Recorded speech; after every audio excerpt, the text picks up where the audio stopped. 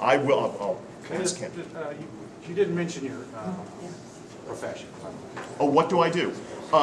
I do business appraisal work. I do business appraisal work, business valuation work, mainly in media and telecommunications.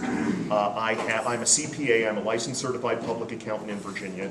I have 2 business valuation designations, one from the American Institute of CPAs, and I'm a senior appraiser, accredited senior appraiser in business valuation in the American Society of Appraisers. I'm a chartered financial analyst, and I also earned the Certificate in Investment Performance Measurement designation from the CFA Institute. But I do business valuation work mainly in media and telecommunications. By the way, there are also some flyers over here in case anyone, if they leave, they'll have flyers over here for you to take. Yes, ma'am.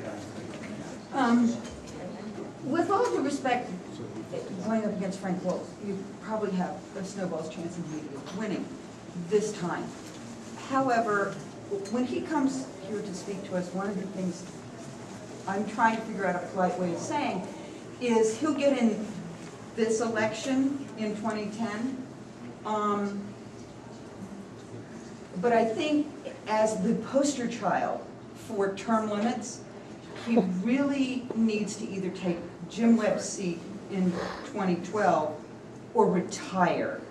And I'd be real willing to work for a conservative candidate for 2012 to run against him. I like him, okay? I think he provides the greatest constituent services alive. And he thinks it's his job, and he thinks that's what he's supposed to be doing. He doesn't want to run for the Senate because it takes him away from his constituent services. That's not the point of this job. I'm looking for somebody who wants term limits, where citizens run and they get the job and then they go away. Right. That's right. And that's the kind of response I want Frank Wolf to hear from this group. Well, I could be wrong, but I thought Frank Wolf was going to self-limit terms back in 1980. He did. Signed a contract. I mean, years ago, and then he changed his mind. I will tell you this much. I just finished 2 terms, 4 years, as the national chairman of the Libertarian Party, the LP of the United States, and I, after 2 terms, decided not to run for a 3rd term. I self-limited the number of terms in that position. I agree with you. I don't think that term limits are as important as some other electoral reforms, frankly, but I do think that I am for term limits if there were initiatives in referenda and it were constitutional. I mean, there was that one case in Arkansas where the Supreme Court said that a state, through the initiative process, could not impose term limits on U.S. congressmen. But I do think that. And one other thing, with respect to my election, look, I'm not delusional. I realize that, in fact, the entire history of the Libertarian Party, to be perfectly forthright, there has never been one Libertarian Party candidate for Congress who's ever been elected to the U.S. Congress. But I will say, and the thing is that our 2-party system ultimately is propped up by our election system, our single-member plurality election system. Single-member districts, person with the most votes wins. Single-member legislative districts, person with the most votes wins, and political scientists will tell you the natural result of that is 2 dominant parties, both running for the center, trying to offend as few people as possible so they can win these single-member district elections. It gives us uncompetitive elections.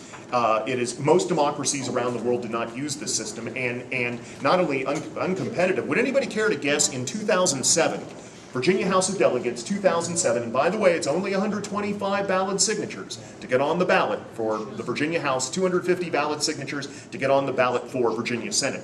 But in 2007, would anybody care to guess how many Virginia House districts had only 1 candidate on the ballot? Not 1 challenger, 1 candidate.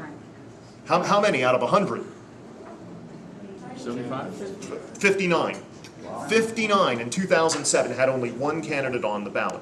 So I would say this much, for somebody like myself, I think we ought to have, in single winner races, something called instant runoff voting, which is gaining, it's been voted in a number of cities across the nation, whereby instead of having just 1 vote, you would rank your candidates. This is my first choice, this is my second choice, this is my third choice, as many or as few as you like. Now, if somebody gets a majority of first choice votes, they're the winner.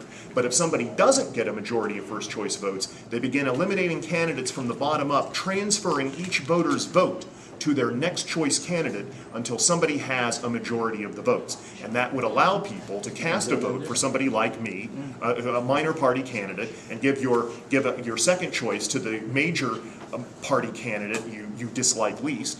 And this would be a way for you to vote your conscience without helping to elect the major party candidate that you like least. Dave?